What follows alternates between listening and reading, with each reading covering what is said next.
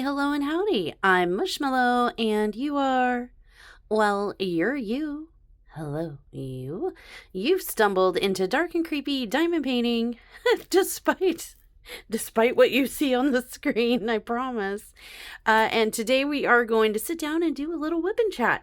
Feel like catching up with you guys. So let's get settled in and get started. Today, while we whip and chat and get a little nosy, dig into my life a little bit, find out what's been going on, we are going to be working on this arguably cute, freaking, definitely totally creepy witch's hut.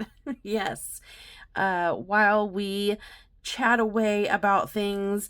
This is just a budget canvas. I believe it came from Temu. This is part of my Slash the Stash challenge. If you hadn't seen or heard about it, definitely go check it out. Having a lot of fun with it.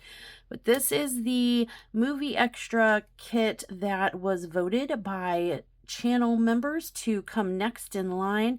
I've gotten started a little bit already. We're going to work on it some more while we chit chat away and I divulge my life's most recent darkest secrets to you.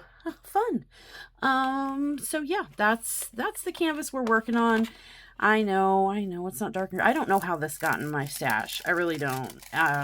Middle of the night mushy does me dirty sometimes, and that's my story, and I'm sticking to it. Listen, I like a little color and a little vibrancy and some benign imagery once in a while. Probably when I'm sick and I'm delirious and I don't know what I'm doing, but it happens, right? As you may be able to hear in my voice, I'm still a little under the weather, a little bit, but we'll get into that. It's been one of those couple of weeks where like every day feels like it should be an episode on a reality TV show. one of those ones that are produced to be super dramatic and high octane, never a dull moment. And I hate it. I'm just saying, like, I'm hating it. Let's start off with one of life's most recent great mysteries. What is my body doing? What is going on with my health? Mushy, what the heck is going on?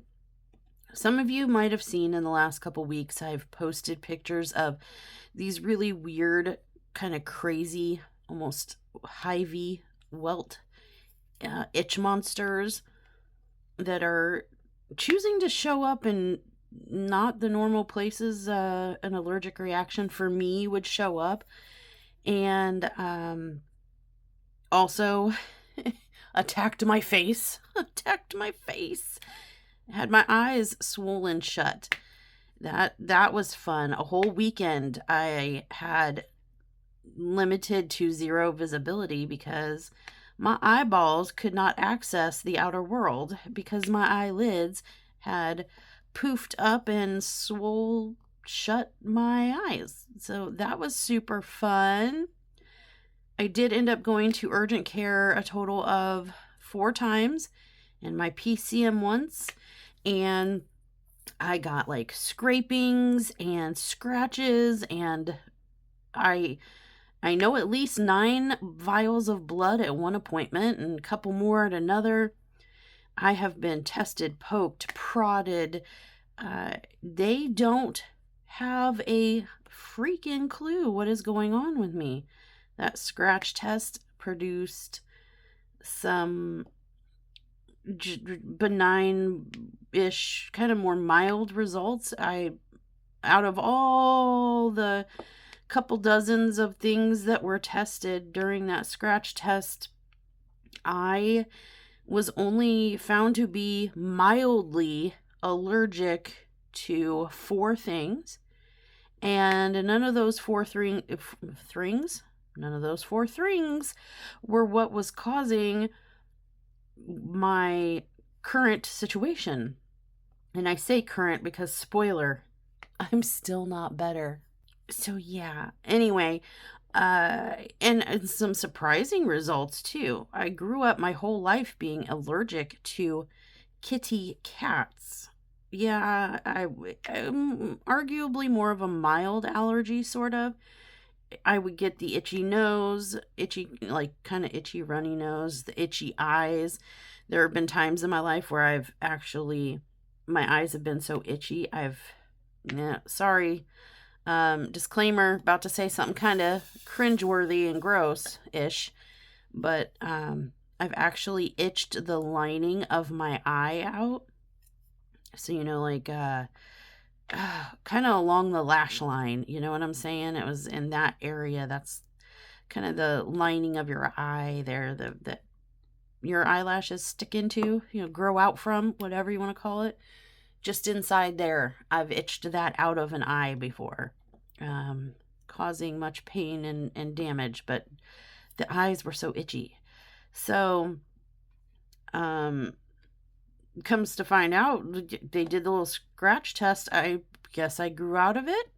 A lifelong allergy. I am no longer allergic to cats. Words are hard. Oh my gosh. But I am still allergic to the psyllin family. Very allergic to penicillin and its psyllin relatives. And so that's a lifelong allergy, yes, that I knew about, and I was not surprised to see I am still very allergic. And then the other things, one was some kind of weirdo moldy spore type of thing, and then ash. I'm allergic to ash pollen, like from an ash tree, which we have on our property out in the forest, I guess, but I don't really ever come into contact with that. And then there was some kind of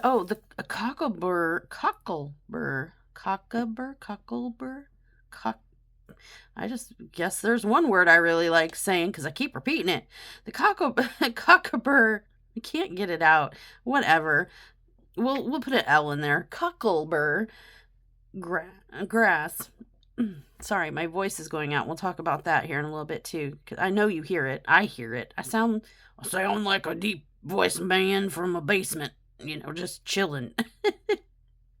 I don't know what that sounds like, but I guess here it is. You're welcome. Anyway, yeah. So there was the psyllins, some weird type of like fungus that isn't around here or whatever, ash tree situation, and the cocklebur grass. Those are the 4 things I'm allergic to out of dozens of scratchy things. That's the only thing that reacted. I know there was something on my arm that was reacting shortly after the scratches, like after I got the okay to leave, like, okay, well, you're having some minor reactions, but you're not dying over here. You can go home. That after I came home, bubbled up in the scratch test briefly, but then a couple hours later, that happened. That happened. Let's just pretend we didn't see that. A couple hours later, it had bubbled back down, flattened out, whatever. And so I guess they don't really care too much about that one. So on the official report, there was only 4 things. Now that tested environmental stuff.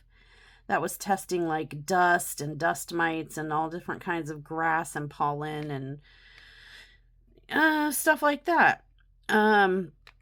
Food and like critter, like bee venom and stuff like that, and food stuff like ginger. I'm allergic to ginger. Stuff like that is in the blood work. And they told me it would be no more than 3 weeks before I got those results back. I'm waiting on that call. I'm waiting. Oh, you hear my stomach grumbling? I must be hungry. Anyway, still waiting on that call or the notification in the app or whatever. I'm about to give them a call and, bonk on the microphone. Tink, tink, tink. This thing on. Did you forget about me? Because I have heard nothing. And they said they would call me when anything, like as soon as results started coming in, if there was anything alarming or urgent or, mid allergy, like significant allergy to super allergy came in, they would notify me right away as the results were coming in. I haven't heard anything about anything anywhere. No results, no nothing.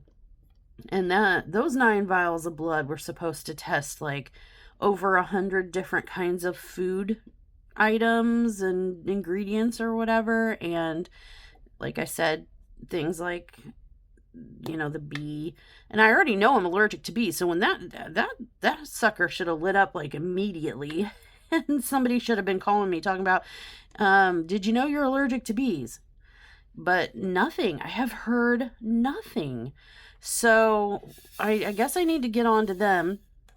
They did refer me, finally, like all the doctors can't figure out what's going on between multiple visits to the urgent care. And just so you know, yes, they've treated me for a variety of things and none of those treatments worked. They treated me for and I've gotten multiple diagnoses. It's every day, I could go in there and get a different diagnosis apparently, because that's kind of what happened. They just don't know for sure what is going on with me. I have been treated for staph infection.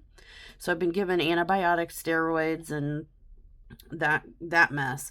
And I've been treated for for anaphylaxis. I've been treated for that.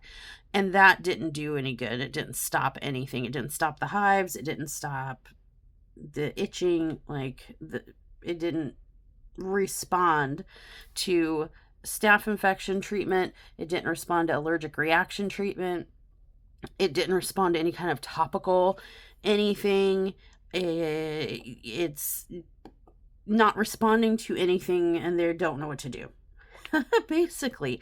So finally, I did get referred out to dermatology, and they want the dermatology, I guess, to evaluate me, but the kind of, I guess, goal or purpose or one of the main things they want them to look into, investigate, is a rare type of lupus. They think they've kind of ruled everything generic, like immediate, you know what I'm saying? Like obvious, that's the word, obvious. They've ruled everything obvious out, and now we're grasping at some straws here. It should be noted that multiple medical people over the last month that I have been going through this month or so, every time I've gone into a doctor's office or urgent care or whatever, everybody has noticed the butterfly rash on my face, otherwise known as the mylar rash. So, and I actually had one nurse that was like, the people that, I'm going to take your vitals, why don't you tell me what you're in here for today? Actually didn't ask. She was like, oh, I see. Are you in here to talk to the doctor about the butterfly rash on your face? And I was like, maybe, kind of. I don't know. I need help. I need a diagnosis so that I can get the help. There goes the tummy again. Sundown, feed me. That man is out of town. Well, not out of town. Well, kind of out of town. He's in another town, a nearby town-ish. I mean, as nearby as you can get when we live so far in the boonies. And, being that it's morning breakfast menu time, and I expect him to be back before the end of morning breakfast menu time, at least for a little bit, that man better come home with something ending in McMuffin, or a bacon, egg, and cheese bagel, something with some golden arches on the wrapper. Please, thank you. It's not like he can hear me. Oh gosh, I'm psychically sending that message to him, and he better get it. Oh, why didn't anybody tell me I had a little piece of putty stuck to the side of my finger? You're so rude. So rude of you. Okay, well, anyway, so yeah, that's kind of been going on. I've had allergy testing and treatment. I've had blood work testing and treatment. Doctors don't know what the heck's going on, and I'm getting frustrated because I don't know what's triggering it. We've been doing our own independent investigations over here, and depriving, is that the right word? Yeah, depriving myself, me out of like things that I love to consume, certain drinks and certain things that I love to smear upon my body vessel here, the smell good stuff and whatnot, all in an effort to try to find out WTF is going on, and maybe determine. We've played around with laundry soaps, and literally it's nothing. I am getting these hives predominantly. It's weird. I'm getting them. There's a little one right there. I don't even know if you can see it, but it's a itty bitty. They come in different sizes. They show up kind of different, weird, but you can see the scarring. It's leaving scars, you guys. I've gotten a lot right here, all across my hand. My whole hands have been swelling up with this, along with my eyes. But like, I'm getting scarred up right here. It's showing up on my fingers, my forearms. Look at that. I mean, just that happened. Let's just don't look. I'll deal with it later. Look. See, even breaking the skin and stuff, some of this has gotten a lot better. Oh, look, there's a drill right here on top of my hand. Isn't that nice? Spill? What spill? You didn't see a spill. The magic of editing. But let's just move this a little, shall we? There we go. Not because I spilled, nay. Just because I would like to see it in a different place. Oh, there's a drill just flew out of nowhere. I don't know how this drill got here either, because we totally didn't spill. You can't prove it. Anyway, and for the record, I don't know where I left off, so this might seem a little jumpy, because I totally didn't pause to take time to clean up the mess that I made and then come back. But of the things they've been testing me, I've read your comments. I made notes. I had a list, and I appreciate everybody like going investigator mode for me and with me and trying to help me solve the mystery. I did run all the suggestions that I saw in comments on Facebook, and if I mentioned in a video, but from every source, and I took that list in there with me, and I'm like, can you talk to me and test me for A, B, C, D, E, F, G, including the mast cell thing. Don't ask me to try to recreate the name of that because I don't remember it, but I know it's mast cell something. And I am still waiting on that test result as well. I'm waiting on everything, apparently.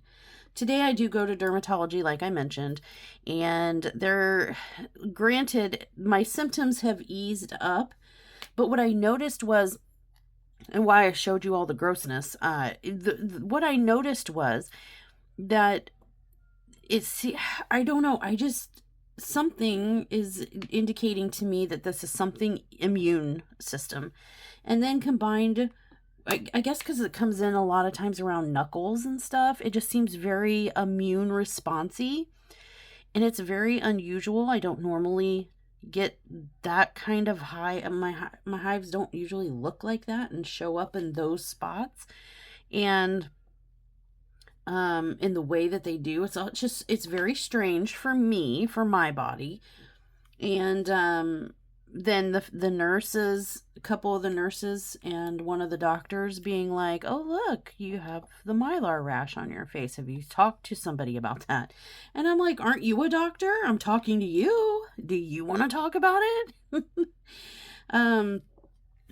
But they did test me. They did test my ANAs, and I have a long sordid history with those stupid ANAs. The antibody thing that can indicate lupus, and I say can, not does, because there is a type of lupus that is ANA negative, indicating lupus, and so the ANA test can come back negative and you still have lupus. Now, 100 years ago, or 7, wait, no, not 7, where's the, hello? I can't math. 100 years ago, or maybe about 3 or so years ago, when I still lived in California, right before I moved, I had a rheumatologist draw 27 vials of my blood over the course of a couple of days. I had to come in, do a few, leave, come back, do a few, because there you can't there's not too many humans, or any, I don't know how that all works, but humans were not meant to sustain and last through like that many vials of blood being drawn in one sitting. So yeah, they broke it up over a couple days, and but she tested me for everything under the sun, and at that time my ANAs came back positive. And she said for her it was a positive indication of lupus, but her practice, or her personal, I don't know, the medical field, I don't know who demands this, but someone somewhere demands that there be 2 positive tests. So she took another one. So it can't just be the one positive the one time, it has to be at least twice. So she took my ANAs again to confirm, and it came back inconclusive. So she took it again, and it came back negative. And she's like, well, all things considered, I would be comfortable personally diagnosing you with lupus, but knowing that you're leaving in less than 2 weeks, and I wouldn't be the one treating you and whatever. It's best if you, and most of my doctors said this about like all different specialties, and it really infuriates me because the medical care here sucks, and so I'm not getting the care they thought I was going to get when I moved. But anyway, she was like, well, yeah, just wait until you get there established with your new doctors. Tell them and show them, the chart thing, and they'll be able to see where we've drawn blood and what the results were and all that stuff. And just go ahead and have them diagnose you there and start treatment there, so they can oversee your treatments and whatever. And I'm like, okay. And she's like, they should have no problem, diagnosing you there, because I would diagnose you here. And so I'm like, hey, no problem. But when I got here, all the doctors were like, you know what? We know better than any other doctor on the planet. We're not going to listen to them. We're starting at square one. Doctors have an ego. If any of you are doctors out there, I'm sorry. If you didn't know this about yourself, you probably have an ego, just like every other doctor. They think they know everything, and the other doctors don't know as much as they know. So when I got here, I was not diagnosed. They did more recently did another ANA test. They've done several over the years, and it came back negative. So they're like, nope, not lupus, but didn't even care to say, well, maybe it's not that. It's rare, but it could be. I have all the other symptoms of lupus. So just not the positive ANA, which isn't the end all be all, is my understanding of the diagnosis. But this is not medical advice. This is just like my understanding of stuff and things. So I'm going to the dermatologist today. One of the primary things that we're going to be talking about is this mystery that's going on in my body. And if you didn't know, a dermatologist can test for and diagnose lupus. So, not that I hope I have lupus, but if it is lupus, I hope that somebody recognizes it and, hello, drill on my finger, diagnoses it and gets me started on treatment, because I can't. Oh, hello. Another drill. Apparently I have drills stuck to my fingers everywhere. Again, rude on you for not telling me. First you let me have putty being stuck to the side of my finger. Then you let me have little green drills that look like boogers stuck to my fingernails. What is your problem? What's wrong with you? Why are you not looking out for me? I feel so... that's just rude. My feelings are hurt. That's what I feel. Anyway, sorry guys. Just being a goober. But, anyway, I just wanted to let you guys know that's kind of what's been going on. And as you can, like I said, probably tell, my I think there's some internal stuff going on now. So I don't know what's going on. I don't know what's getting me. I've had one doctor who actually owns their own and runs their own allergy clinic. So, of course, they think it's allergies. But unfortunately, all the tests so far that have come back that I have access to anyway, don't know about the blood work, but that's all come back bupkis. Nothing. Nada. Not caused by allergies. So I'm sure they're pretty bummed because she was certain. But then, like I said, she benefited from that being the answer.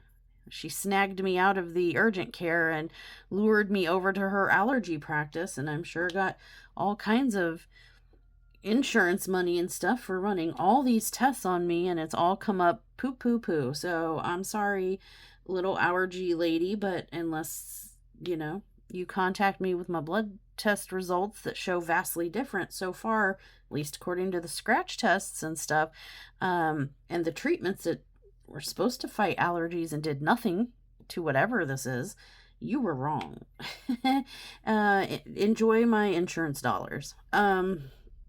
So, yeah, nobody knows what's happening. Nobody can figure it out. And my PCM is just like, basically, I think this is what it is. And he like took little biopsies, little scrapings and stuff of my skin, and little biopsies of my skin, sent it in. It wasn't what he thought. And so basically he was like, okay, well, check back in for your 6-month appointment. Are you going to help me? It wasn't what you thought. So we're just like giving up. Oh, well, see ya. Good luck with that. Like, what? You can't make this stuff up, you guys. Good golly. Yeah, I'm still have the symptoms, dude. I still need help. Nah, see you in some months. See you in a half a year. You'll be fine. Good gosh. You have EpiPens, right? Okay, great. See you later. Literally, that's what one of the doctors said. Was like, you have EpiPens at home, right? Okay, well, in an emergency, grab those. You'll be fine. Come back in if it continues. And I'm like, I'm here because it is continuing. Why are you doing this to me, people? EpiPens, the answer to all things, I guess. I don't know. Anyway, that's what's been going on with the health. I appreciate all the suggestions and stuff. I do have people investigating it. So far it's been a whole bunch of not that, nothing. We don't know. It's a whole bunch of we don't know. They're getting desperate enough to send me to weird, like, other specialties now. I feel like I know the answer to this question, but I'm going to ask it anyway because I'm curious. But, A, B, C, D. Sorry. I was looking, I had to find the D's. There I go. Why is it like every time I'm doing like a WIP and chat and I'm looking for a letter, it's a D, and I find myself like looking for the D. Anyway, there are jokes in there somewhere, I'm sure. But just curious, have you guys ever had something weird medically that nobody can put their finger on? How frustrating is that when you know something's wrong? It's visible, especially, I don't know what's worse, when something is visually, like they can see something is wrong with you, like this weirdo scarring hive situation. They can see it happening. They see it visually. There's the mylar rash and stuff. There's something visual that they can see happening wrong to me, and they can't figure it out. I don't know if that's worse or if it's worse when it's something they can't see, because I've had that situation too. For a year and a half, I did not have the ability to swallow pretty much anything, including my own spit. I was drooling a lot and stuff like that because swallowing was very difficult, if not impossible. It was almost like my throat muscles stopped working. They suspect that I had a stroke that kind of took that out, took out the my throat, it felt numb. Like I don't know how to explain it, but just know that I was on a liquid diet of Boost and Ensure shakes for a year and a half because and they were going to put in a feeding tube. At one point they had really been trying to pressure me into agreeing to a feeding tube, because I could not swallow solid foods, and I would choke, and I would choke on a lot of drinks because that muscle that makes the swallow wasn't doing it. It wasn't reacting, wasn't muscling. So if it couldn't, oh, here comes some more jokes. If it couldn't slither down my throat on its own, like easily and without, help of a swallow, I couldn't have it. So I ended up losing 80 pounds in 4 months. If that tells you just how I was starving to death and I was dehydrating to death. I'm not, and that sounds very exaggerated, but it was absolutely the truth. Lucky for me, over time, I taught myself how to swallow again, though it's a conscious thing now. I have to think about it when I'm eating and stuff. I have to make the swallow happen. It's not something that just happens automatically. Like, we don't really think about breathing or swallowing. When you're taking a drink, you just grab your drink and gulp, gulp, gulp, gulp. You don't think about it, it's an automatic kind of body system thing that's background. But me, I actually have to consciously make that happen, if that makes any sense. But anyway, yeah,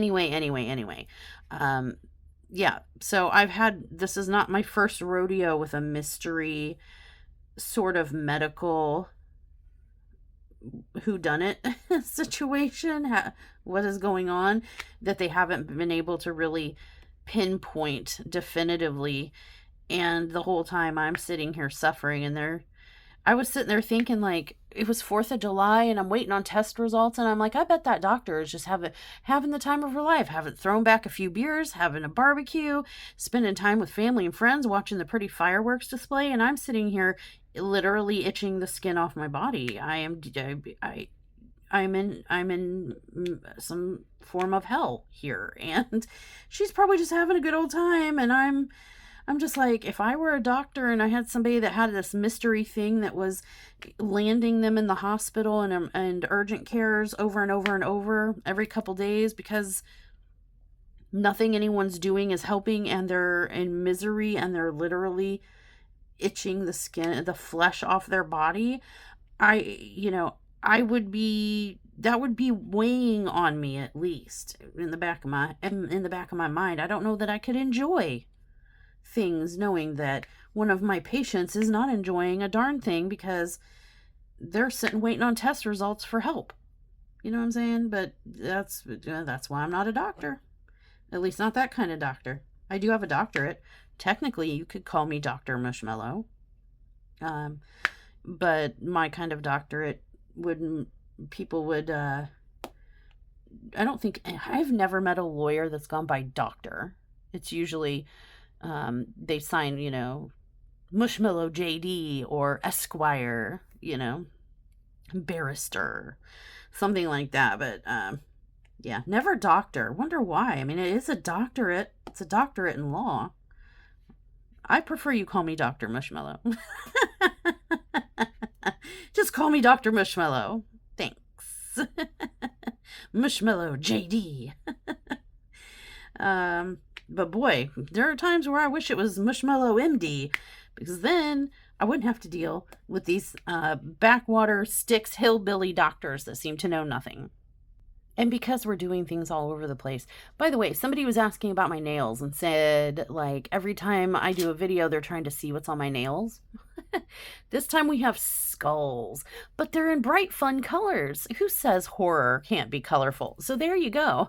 Somebody even suggested that I should maybe do some kind of, along with, here's the kit I'm working on in my pen or whatever, and here's my nails and what's on them. There you go. Okay, back to the WIP and chat. Gosh.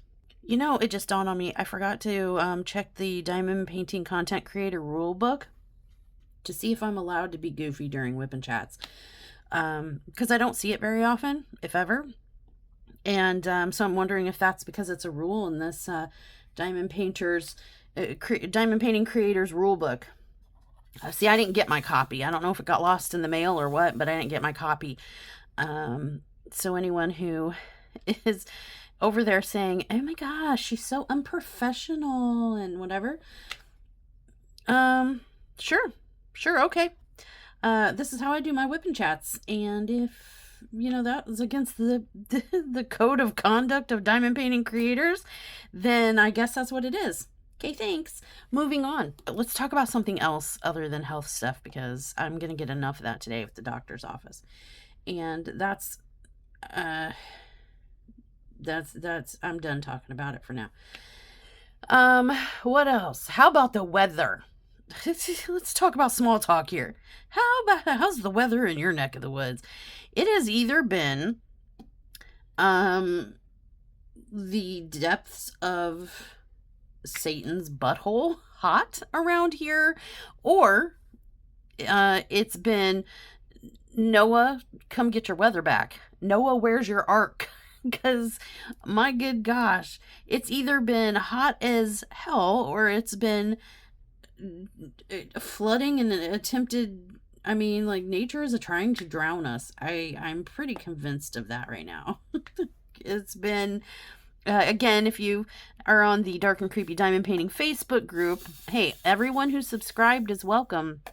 All you have to do is answer some really simple questions and give me your, basically, it's like, hey, do you want to join this channel? Are you a subscriber? What's your YouTube name that you're subscribed under, so I can verify you're actually a subscribed person to the channel, because it is a group just for the subscribers to this channel, just a little bit of extra content for them outside of YouTube for those who want it.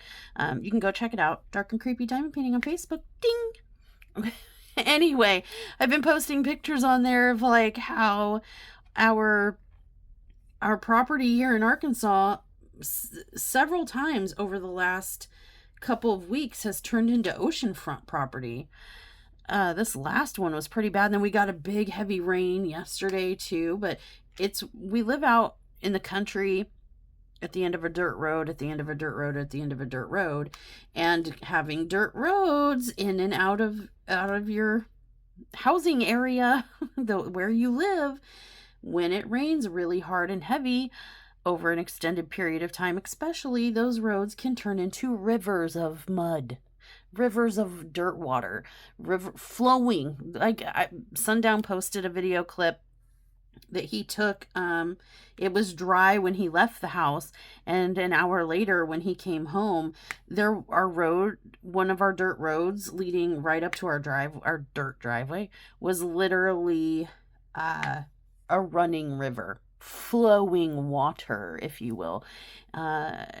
Yeah, so there's been a couple times where we've been kind of stranded out here until it recedes a little bit. And our backyard, man, it got 5 feet away from our chicken coops and stuff. We were getting a little nervous, but it cleared up and started receding, and so that was good. But no livestock or people were hurt during these recent floodings, but like I said, there were some butt pucker moments for sure. But if you guys, and this, not only has the weather been wild like that, alternating between hot as hell and biblical floods, but then yesterday I had to take a screenshot and I sent it to Kristen, because I was like, she's always teasing me about living in Arkansas, right? Hickville, USA. And we got a notification from our local weather people to be on the lookout. We had some really hinky weather, heavy rains and really strange looking clouds and stuff. Super hinky weather yesterday. And they sent out a mass warning type of thing for tropical, what was it called? It was called tropical, gosh darn it, spouts maybe? Was it tropical spouts? But basically, kind of like tornadoes, weaker, wimpier, more watery cousin. And there were these like water nados popping down from the clouds. They weren't like actual tornadoes. They were tropical somethings. Gosh darn it. I can't for the life of me remember exactly the term that they used. I'm pretty sure it was spouts. But people were taking pictures and posting them from local areas and stuff of seeing these tropical spouts. And it was just like what you'd see out in the ocean in a tropical storm. Water spouts in Arkansas. What? And they specifically used the word tropical. And I was looking around like, I missed the memo when Arkansas became part of the tropics. Did I miss something while I was sleeping? Because I don't see, and I certainly, I mean, it's been hot and sticky. I guess that can hint at tropical, or lend to tropicalness. But yeah, this is no tropical paradise over here. But it was just so weird to me because I'm like, in Arkansas, we're getting tropical water spouts. What? And when I started seeing the pictures taken by people in the surrounding communities and posting them online and stuff, I was like, holy heck, that is crazy. So, of course, Sundown wanted to go out in it, found excuses. We have to go to the store, like right now. It can't wait until tomorrow or later. We have to go out. And I had a package to mail to Tanya anyway. Hi, Tanya. Hello. And so we went out. Sundown was going to find a reason to go out regardless. You know how boys get in the weather. They want to go out and play in the worst of circumstances. That's like when the call is the strongest and they all got to go check the roads. Got to go see if there's damage. It's my job. It's my duty. I must go. And really, they just want to go play in the mud. Yeah, but whatever. I went along for the ride. And I tell you what, Sundown was trying to talk to me, but I was so distracted looking at the sky and the clouds and how weird they were. And they were rotating and moving and flowing. And I was waiting. I wanted to see a water spout. The only water spout I saw is like every time a vehicle went by in the other lane of the road, there was a tidal wave, a tsunami. It just went whoosh, tons of water. But yeah, so I guess what I'm learning this season, this is the weirdest season I've seen since I've moved here. The weather it's just been the weirdest, but yeah, I guess living in rural Arkansas means Mother Nature keeps us a little humble because she's keeping us on our toes, at least, that's for sure. Have you guys been getting weird weather? Have you ever been somewhere where they're talking about watch overhead, tropical spouts are dropping down? What? I found that so amusing. The Arkansas danger, tropical spouts are popping up. Oh boy. And speaking of life in Arkansas, a lot of you know we have a farm on our property. We have created a farm, grew a farm, constructed a farm, built a farm. We are well, kind of. We do have a poultry farm with several dozen livestockish, I guess, a flock of birds. We only have birds right now. We don't have other livestock, and we don't use them for meat. Nobody panic. We do sell and use their eggs, though, and we also grow little baby birds out of some said eggs from time to time. We have ducks, turkeys, geese, chickens. Those are what we have: ducks, turkeys, geese, and chickens. And they have the coops where they go, and their little house where they go sleep at night and whatever. And then they have like this large area, chicken run, with some pools for the ducks and stuff like that, where they can go out and play during the day, and then at night they go home and whatnot. So you've probably heard this before, because we do, like I said, live out in the country, and this is going to happen on farms everywhere, no matter what you do. Predators. We caught, well, I shouldn't say we caught, Sundown happened across and dispatched with a freaking copperhead.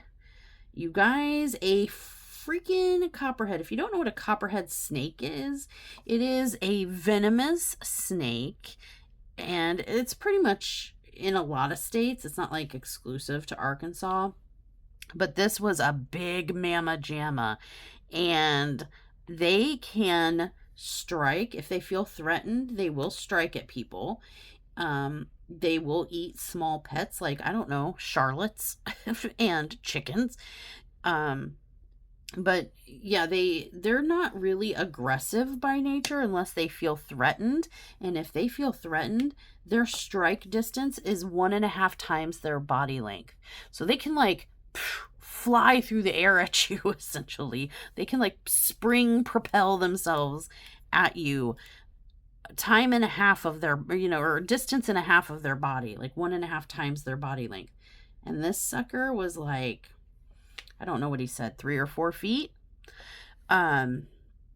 So yeah, we found that. And then out by the chicken feed, we found a friendly snake. It's a snake you want to see on your property because it eats rodents and such, and even other snakes. It's called a king black speckled snake, maybe is the right king something, because the reason it's called a king whatever snake, black speckly situation, is because it does eat other snakes, poisonous ones too.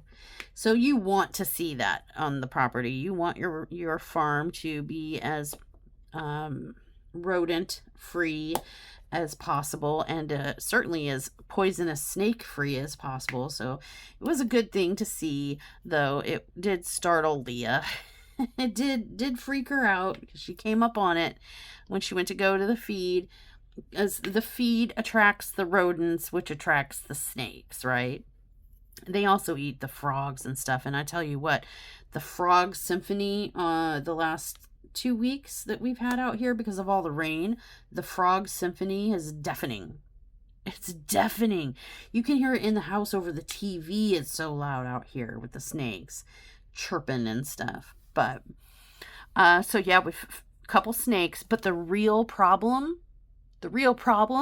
is the raccoon mafia that has it's encroached on our territory. I said it, raccoon mafia. It is a family of raccoons. Okay, a family. So here's what's been going on. There's that pirate every video too. We've been letting like our chickens and ducks and stuff, especially in this heat, so they're not all cooped up in their coops and body heat making it worse and stuff. We've been leaving the run open. So if they, and the ducks are kind of nocturnal, so they like to run around at night and stuff. But we've been leaving that open so that they can go out, get some water from the pool, dip in, get cooled off, go search for little bugs or whatever in the run. And we thought we had it pretty ironclad protected, right? Pretty secure. But predators, being what they are going to do everything they can to find a way in. And the raccoon mafia has discovered our chicken area and chicken, bird, turkey, goose area. And they actually peeled back the metal mesh wire stuff that we use to help protect and keep predators out. They actually broke it, and like, I don't know if they're on steroids or what, because they peeled it back and we're getting into the coop. And our flock is so large that when something predatory comes along and kind of picks off one or two at a time, and then a couple nights later maybe one or two more, maybe steals the eggs that we didn't get picked up before nighttime fell, it's not noticeable when you have such a large flock, especially when they don't leave evidence behind.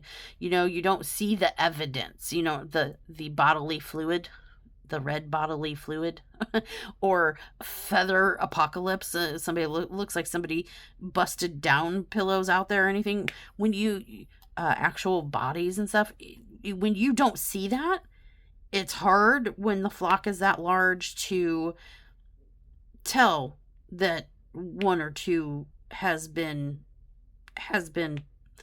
disappeared. You know what I'm saying?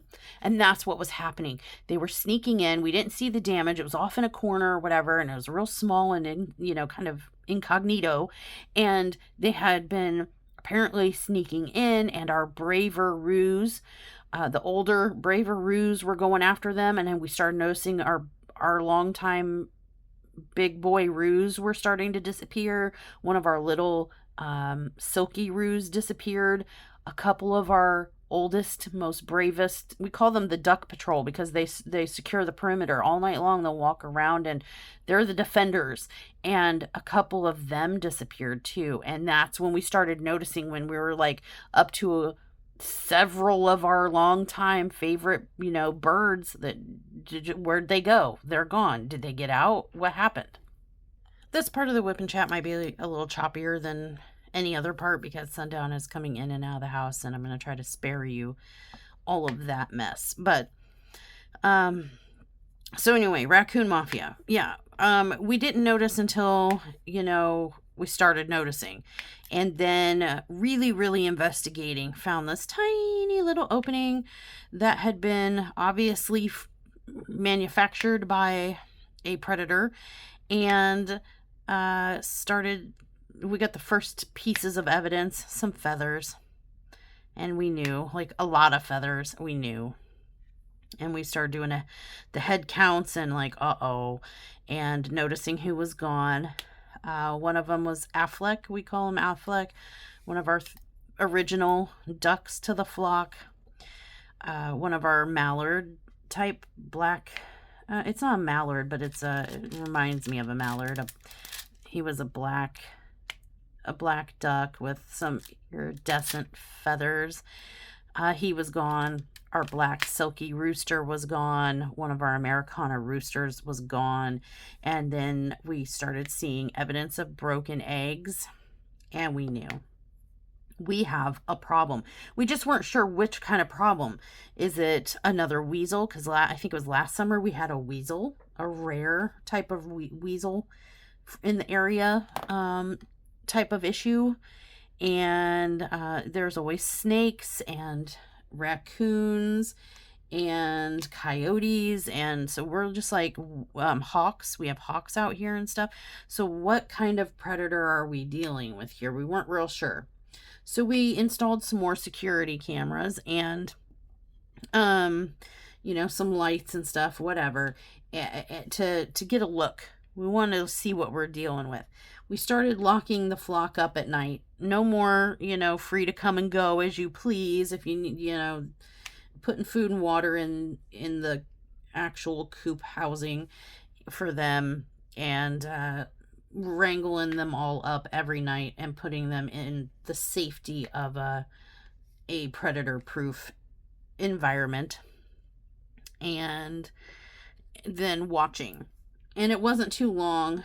We also put out wildlife safe traps out there. And I think the first the first time we caught the cutest ever baby possum. That poor little baby. That poor little baby was stuck in the little cage.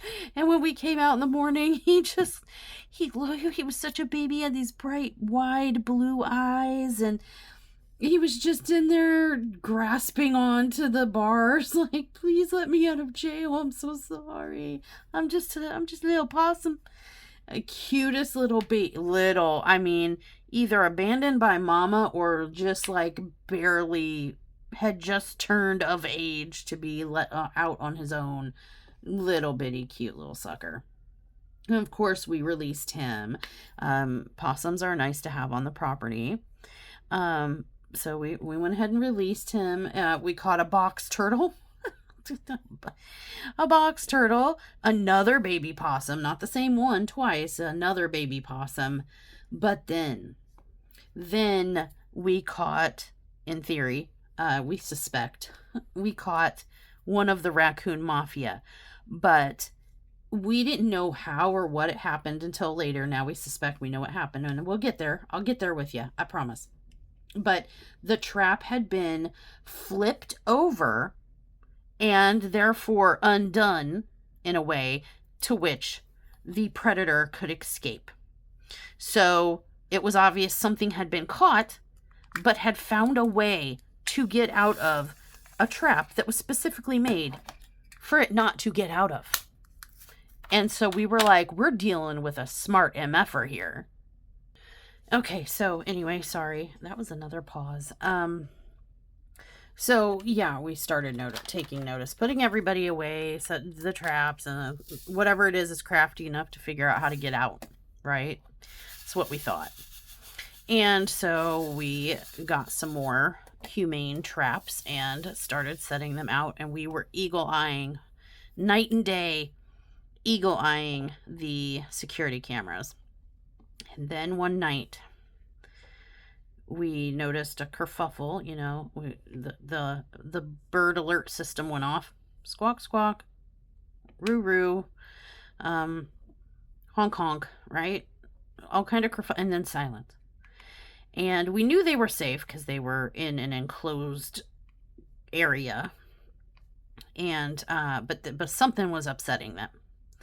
So we turned on the cameras, and oh my gosh, it lit up like a Christmas tree in the chicken run area. Like, so the open area where the duck ponds are and where they all kind of run around and play and eat and bathe and drink and stuff during the day. Lit up like a Christmas frickin' tree with all the glowing eyes. And what belonged to those glowing eyes, you ask? The raccoon mafia. It was literally a whole entire family or so. I believe I saw, you know, I don't know if Sundown would agree or whatever, but when I look at the footage, I saw at least 6 pairs of eyes, and they belonged to bodies of varying sizes. There were big ones, there were medium ones, there were little ones, but they were all up in there. At least 6 of them. And they were playing, I think they had figured out that it was a trap. Those were traps out there, because they were surrounding one of the traps, trying to figure out how to get the food lure out without going in. They knew better. And then we figured that must have kind of been what happened. That's why they're being so cagey about the cagies, is because we must have caught one initially, and it got out, the one that, you know, flipped the cage over and got out. Well, now we know how they flipped the cage over and figured out how to get out, because there was a whole family of them helping. So somebody went in, got stuck in there, and they figured out, how do raccoons get so smart? They figured out that if they rolled it over on its side or on its top, that the mechanism would release and their family member could get out, and did get out. And yet they were still willing to come back. Like, wow, these brave, mean, bold buggers. And they were just raiding the chicken run area. There were raccoons running around of all sizes and ages and running all around there, getting any of the eggs that had been laid after we went and collected them and stuff, any left behind eggs, and just trying to get into the, like I said, they were working as a unit. It was like a tactical freaking crime syndicate unit, hit squad. They were having the smaller, like, little baby ones with their little baby claws reach into the trap to try to bat the food lure out down through the trap until it was out the door for them to get. Oh my gosh. So of course Sundown, arms up like Rambo, is going out there, he's ready for a rumble, right? Because they could be rabid, they could be vicious. Raccoons can be pretty vicious. They can be mean. They could have rabies, other diseases. They're with so many of them, they could decide to do an organized attack. However, by the time he got out there, they must have heard him coming, because they were all scampering away. They made sure they're so smart, they made sure the smaller ones got out and away first, and only two of the bigger ones, like maybe mom and dad or something, were left kind of like deers in the headlights. Like there wasn't enough time for them to make their escape. They got the babies off the boat, you know what I'm saying, but the adults got kind of trapped in the flashlight beam. And in the end they all ended up scampering away to I don't know where, and we have not seen evidence of them since. But we've also been getting this apocalyptic flood situation, which would then probably deter them from wanting to come into the area because of all the water that's creeping up to there. So I'm not, we're not stupid enough to think that they're not going to come back, but we haven't seen evidence of them on the cameras or in the traps or anything since that experience. So we're looking into either renting equipment or hiring someone to come out, maybe push the forest back a little further, clean up any overgrown areas on the property that could be cleared up, and less places for them to hide out, to nest, to sneak and climb and all that stuff, because we need to protect our flock. But the raccoon mafia lives to strike another day. I have never seen so many raccoons in one spot at one time. Usually you see one or two, you catch footage of them, dumpster diving or something. This was a whole litter, a whole entire litter. How is our flock supposed to fight that off? You know what I'm saying? Like, if we hadn't caught on and put them away, that would have been, I think, in my opinion, I'm not an expert, but I feel like that would have been near or total decimation of the flock if they had been not protected and tucked away in their safe space when that family came to town. So, oh my gosh. Yeah, so chicken mafia coming to our farm. We're in a turf war. I don't know who's winning or losing. I mean, we haven't caught any, and we've lost some of our flock, so I guess we're losing. We're losing, and I think the birds are probably judging everybody's security efforts here at this point. They're in there with their little chicken brains just judging us like these freaking humans. My gosh, just go back inside. We'll handle this. That's probably what they're thinking. Just, you're not helping here. Just go. We'll take care of it. We'll deal with it. But no, they're, you know, probably just like, come on, get your stuff together, humans, and get us free roaming again, free ranging, please. Can we do something about this raccoon mafia? And literally every night has become like the before bedtime discussion, because they usually strike at night, like in the middle of the night, early morning hours. And so every night has become a a talking point before bed, like, what are the raccoons plotting tonight? Where are they going to attack? We'll be ready. Are we going to be ready? Are we ready?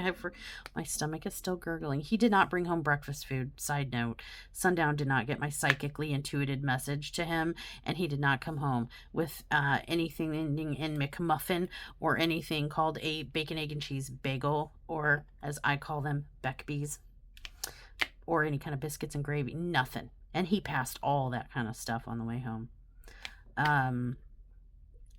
He loses brownie points. Like, I'm taking away one of his Boy Scout badges. I don't know. I don't know what I'm talking about. But anyway, have any of you guys ever dealt with like unusually clever wildlife like that?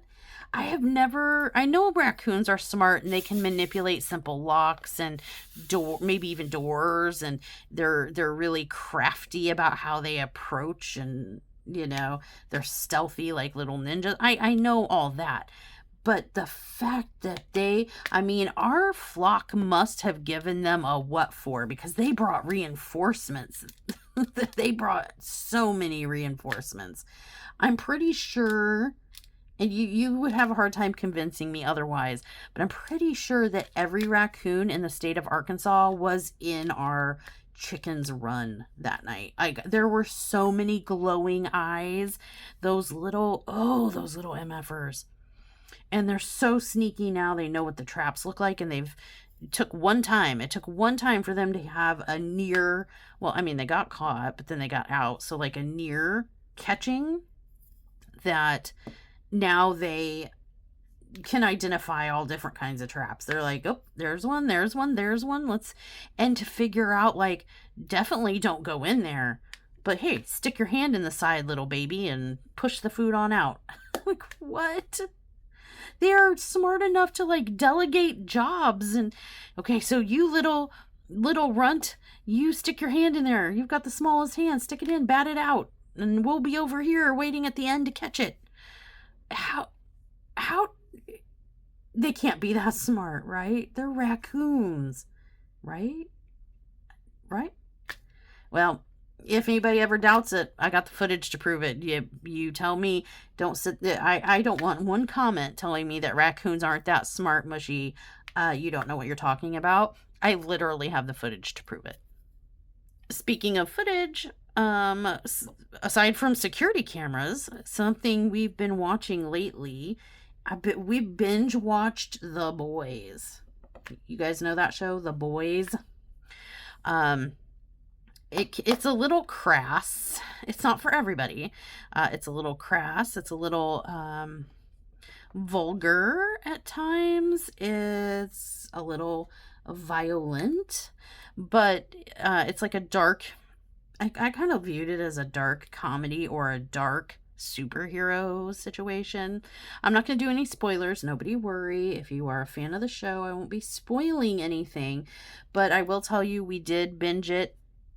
And we got to the end, and the finale, you know how when you are really into a show and you love a show, 99.9% of the time when that show comes to its conclusion and you get to the series finale, that's not thunder, that's my stomach grumbling again, sorry.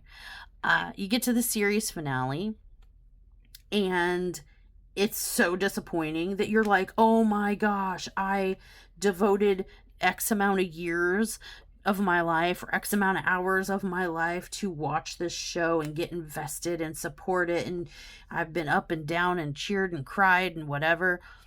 And this is the ending you give me for this show. Disappointment. I'm thinking like I'm looking at you, Game of Thrones. That whole last season.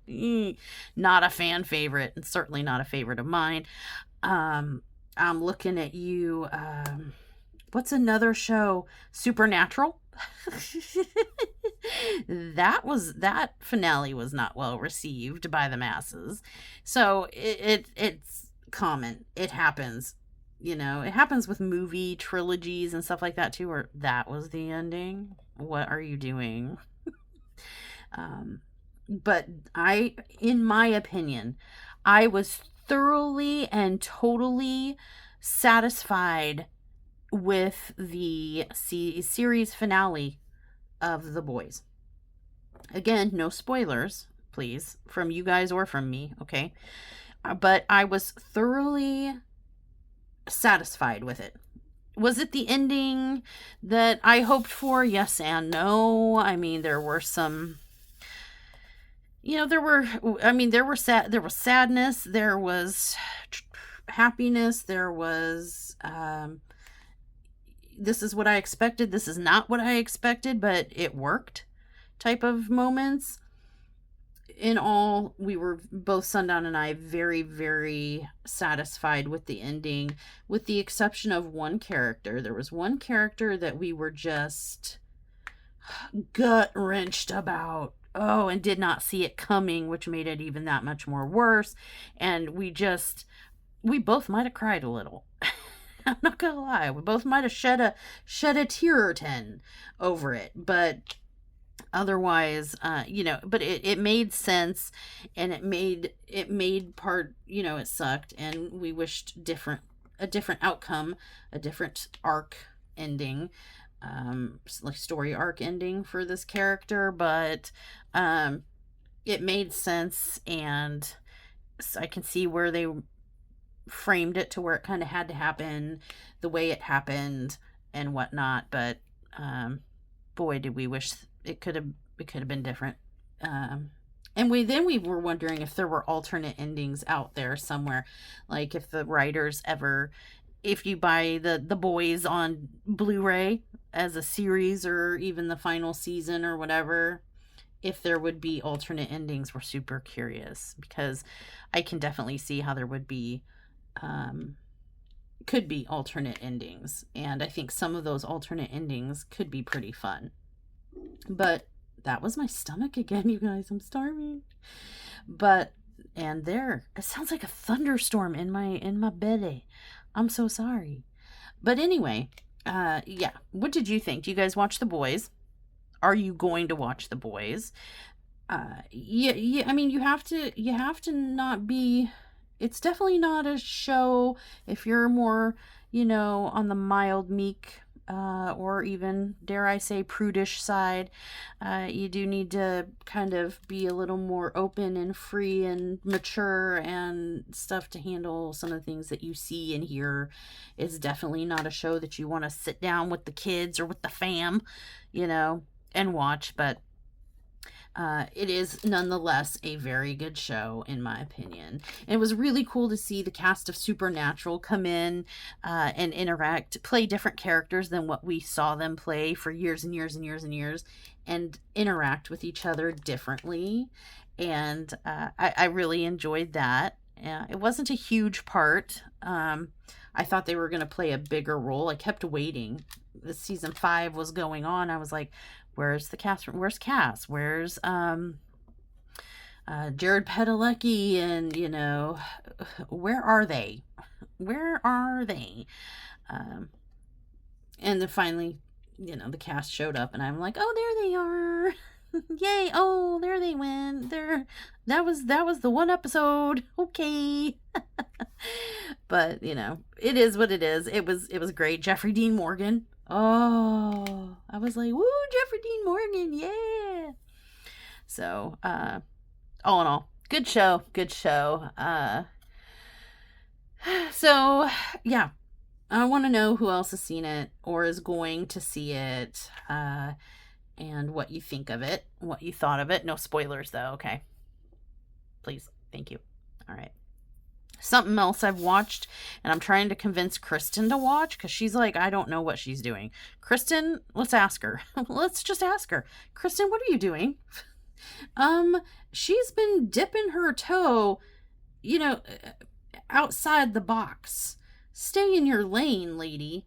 Instead of hearing her like, oh, we're watching a movie tonight, we're watching like My Little Pony Goes Home, or Barbie's Magical Unicorn Ride, or whatever it is that Kristen's might watch. That sounds like some Care Bears Return to Care-a-Lot or something. She's talking about, we're watching this scary movie and this scary movie and this scary movie, and I'm like, okay. At first I was like, right on, Kristen, there you go. You got your big girl panties on. Good job. And tell me what you think of these movies. You're gonna love them. They're great. But after, I'm hearing about more and more scary movies that she's watching, the more and more I'm getting like, BB honk honk, lady, watch where you're driving, stay in your lane. Don't, you're coming into my lane. So Kristen, what are you doing? What are you doing, Kristen? Are you having an identity crisis? Am I so amazing that you just want to be like me? And so you're watching all the movies I watch? No, guys, I am literally just giving Kristen crap. It's true. Believe it or not, it is true that she is watching scary movies lately. But I'm just giving her a hard time. It's not mean and serious, so don't make it something it's not. I'll come at you with my keyboard warrior thumbs, okay? But no, she's been watching some scary movies, and I recommended one that we saw lately called Obsession. Who has seen that? Who has seen Obsession?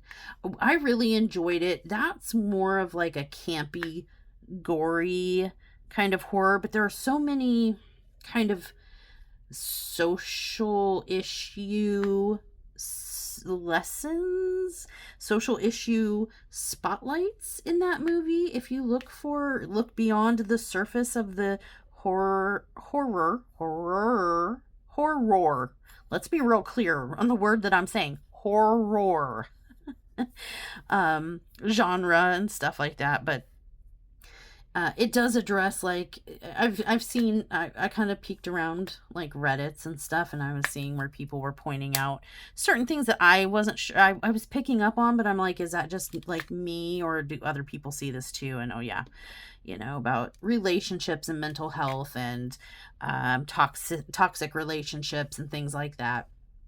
I think were intentionally themes within the movie under the surface of what the movie was, which was a campy gory horror movie. Whew, words. So, but in any event, it was really, really good. And in my investigations, Sundown discovered it and turned me on to the fact that that movie was made by a YouTube content creator, you guys. It was originally made by a YouTube content creator and was discovered, I think it was playing on his YouTube channel for a little while, and it was so good that Hollywood caught up to it, and caught up to some of their content that they were doing was so good that they were like, hey, if I don't know how it all worked down, but it seemed like the content creator was like, I have this idea for a movie I'm working on or really want to do. And Hollywood studios were like, if you give us the rights, we'll give you a budget. And that's how it came to be, like, in the movie theaters and stuff. It's literally, it was a duo of YouTube content creators were making a movie and some other content, and Hollywood caught on to how awesome their content was, and this movie idea or project, whatever, and gave them a little bit of a baby budget, and they took it and ran with it. Like, what? And it made a gajillion times what it took to film it and create it. So yay. I mean, it just goes to show you the power of I mean, YouTube and other social media stuff, people are getting discovered. I mean, I think Justin Bieber, that was early on in the social media discovery of talent situation. Justin Bieber was, I think, a little YouTube singer boy, and he got discovered that way, if I'm not mistaken. But really cool to see that. And a fun fact that I didn't know is it was a movie that was created by a couple content creators. I know Markiplier, a very popular Let's Play video gaming YouTuber, has expanded his repertoire to include some dramatic. As a matter of fact, he funded and directed and wrote and I don't know, did the whole thing, created a whole movie himself as well called Iron Lung, based on a video game that he fell in love with years and years ago. And that, I think, has been being well received as well. And I think I saw that back rooms or back doors. Wait, back door. I'm sure they did not call a movie Back Doors, because that'd be a whole different kind of movie, I think. Back Rooms, was it? Back something. It's supposed to be, I think, a content creator created movie as well, or some kind of something like that. Just not your traditional method of creating a movie, if you will, like via the studios and all that stuff. So there's a trend happening right now, where Hollywood is looking outside Hollywood to find new creative minds, I guess is what I'm trying to say. New creations, new creative minds, new talent. So pretty cool, right? It's a good movie. I think you guys should encourage Kristen to watch it. It's got jump scares. I could have been mean and told her there's no jump scares, but I'll let her know now there's jump scares. But for all the jump scares and a little bit of gore, it's, like I said, it's campy. It's campy, but it's a very good movie. And yeah, definitely worth the watch. If you haven't seen it and you like horror movies and you can stomach it, that's one that I would highly recommend. We actually ended up buying it because it was that good that we feel like we would happily watch it again, for entertainment value. So yeah, there's that. Oh, I probably should mention something else. It kind of goes along with something I'm watching. I'm also like creating it, but I'm living it. But I've been over, guys. There's a video. I'm a video gamer. If you guys didn't know, I've played video games my whole life. Horror video games, like my whole life. A big fan of a bunch of different. I don't really get deep into like lore and canon and all that like story part. I just like playing them, and I like, being scared and whatever. I enjoy it. It's an escape. I love it. One of my favorite games for 10 to 15 years ish has been a game called 7 Days to Die, and it's a zombie apocalypse survival crafting game. You do a little bit of all of that. It's a post-apocalyptic, words are hard, world, with a zombie apocalypse happening, and you're like, unless you play with friends, you're pretty much the only survivor aside from some traders that are in the game. They weren't always there though. It's evolved so much over the last decade or so, but I played it on and off for years and years and years and years and years, and I absolutely love it. And they recently had a game update, so I haven't played it in about a year, and I popped on there just to check out some of the stuff, and I am hooked. That's all I can think about is hurry up and get this diamond painting done. Hurry up and take a little nap and get up and play. I have been, if you want to come see me over there, at Mushmallow79 TTV on Twitch, you'll recognize some of the graphics on my little Twitch channel-y thing, and you'll know it's me. Trust me. And I've been over there streaming 7 Days to Die, Dead by Daylight. We're going to be doing, there's a Halloween game coming out, and I'm going to be all over that mess right there. And so lots of gaming from me lately, but I have found it a very nice break from all the filming and editing, and just to decompress from life and from crafting and stuff, just to take a break and do something a little bit different. I have been skipping daily naps, and if anybody knows me, I covet my daily naps, but I've been skipping them for this to play. I play anywhere from like 2 to 7 or so hours. I get hooked, and then I come out of it, like when I end it, and I'm like, oh gosh, I feel like I only played this for like an hour or so, and then I look and I was like, oh, I was playing for 7.5 hours. Wow.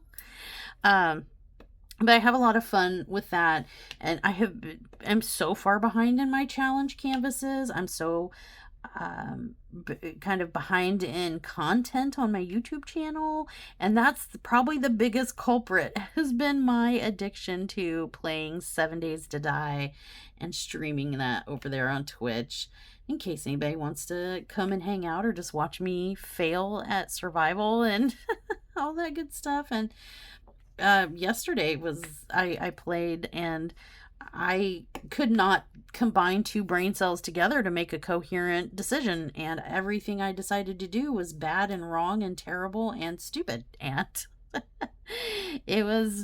I can imagine that it might have been amusing to some people to see me just struggle to put together a simple thought and how to survive. But yeah, it's been fun. I've been having a lot of fun with it. Got a little base going over there, and I got some tools and a motorized vehicular transportory device, and it's just been fun, and lots of jump scares, and I'm actually doing pretty good.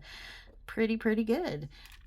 So that's been taking up a way, like, I didn't have free time to start with, and so I'm borrowing from Peter to pay Paul. I'm borrowing time from other things like diamond painting and content creation on YouTube to play, and nap time, sleep. I am borrowing from sleep to play this game that I can't seem to put down.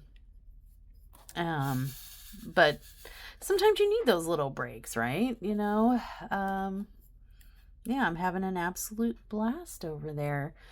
Nice little mental vacation, if you will. I just need to get it under control a little bit.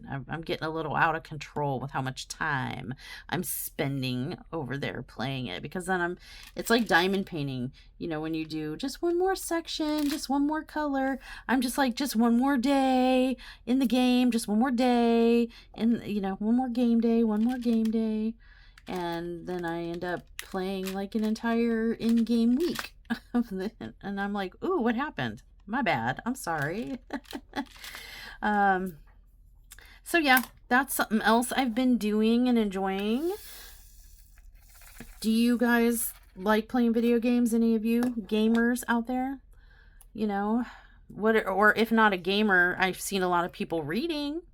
That's a nice little hobby break, or alternative hobby. So what do you do for when you need to take a creative break? I'm curious. I video game. That's what I do. And then I guess before we go, I can tell you the rest of this month is going to be kind of a whirlwind, crazy cluster. And Sundown has already said that I need to use my challenge call for help, but I'm holding strong. I haven't used it yet, but I might have to, because the end of the month is quickly approaching, and in about, I don't know, a day, one singular day, tomorrow, things are going to get a little bit crazier for several days, because we have some stuff and things going on this weekend, all relating to and around 3 days in a row of specialness. We've got Sundown's birthday. Sundown's birthday is on the 19th. And then the 20th is a special occasion, sort of anniversary of sorts for Sundown and I, a special occasion day. And then the 21st is Leah's birthday.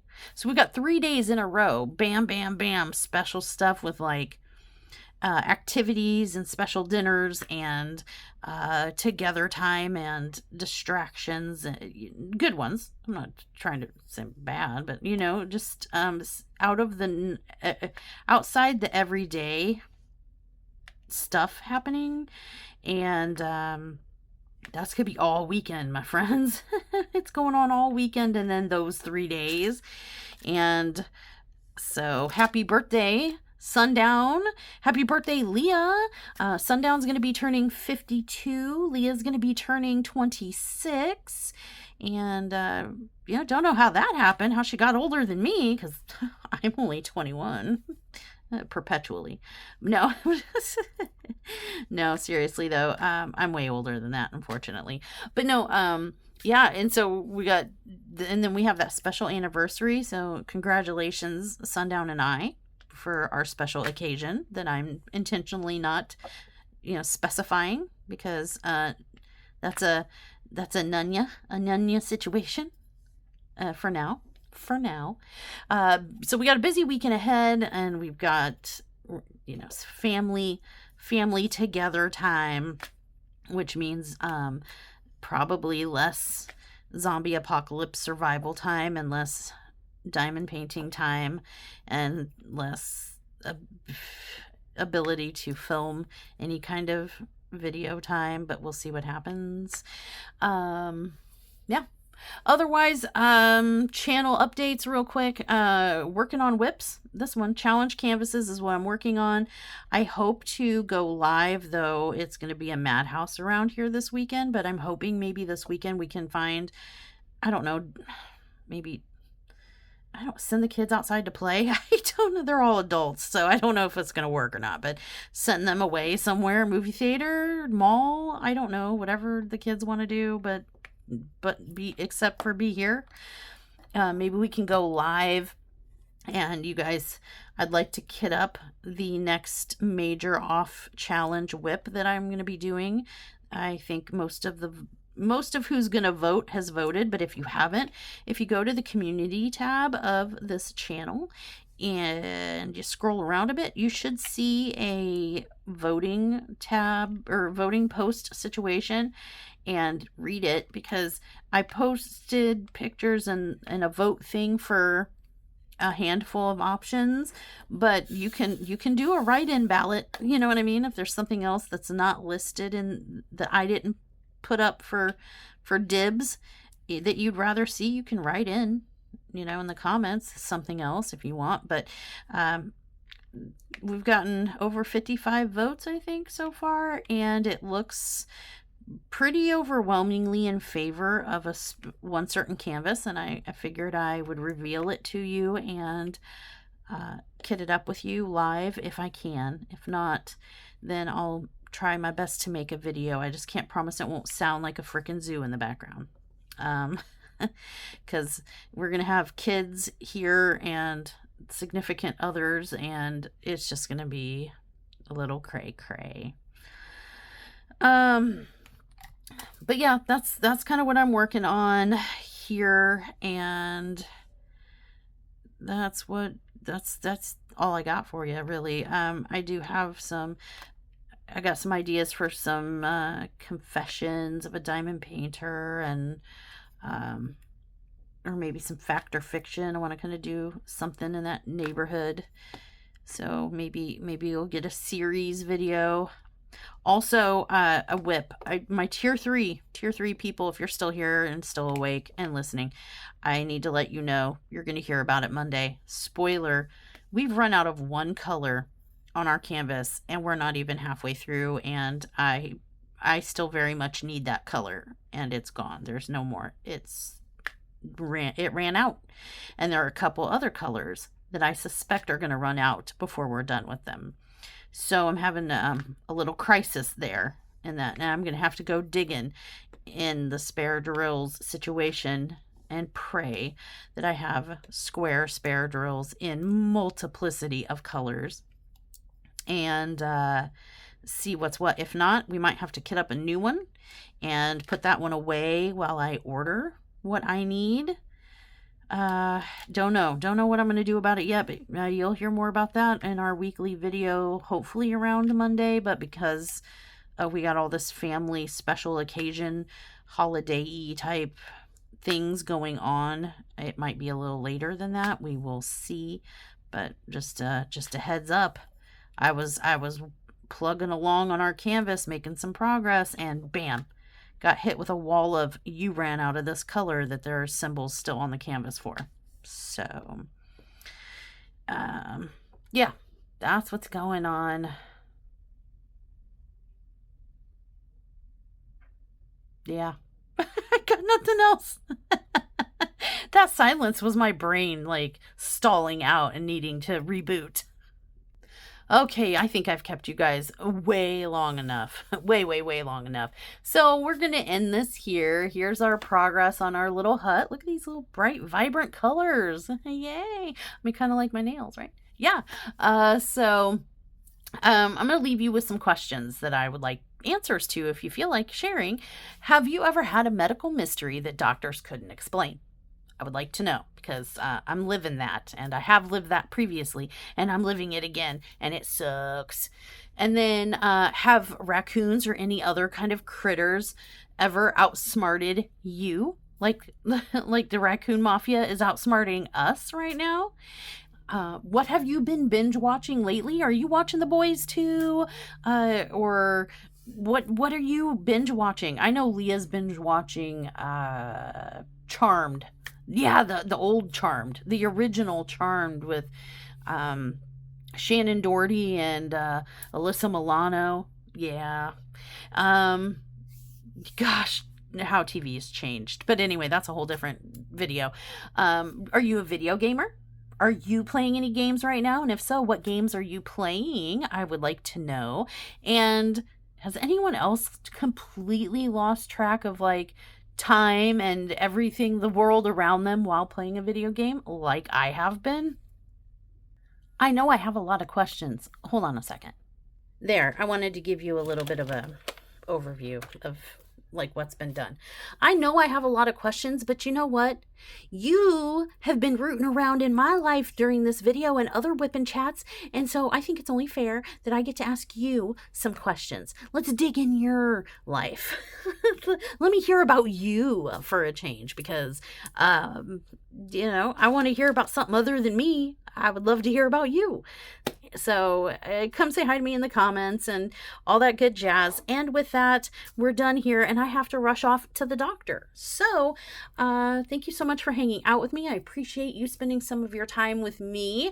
If you like, okay, don't look at this exception aside, if you like darker art, more horror stuff, and you like WIP and chats and fun little storytelling time, unboxings, hauls, final reviews or post reviews, if you will, if you like seeing new little gadgets for diamond painting and stuff like that, definitely hit that like button and subscribe. Come hang out with the Crypt crew while we work through some of the darker corners of diamond painting. And until next time, stay naughty!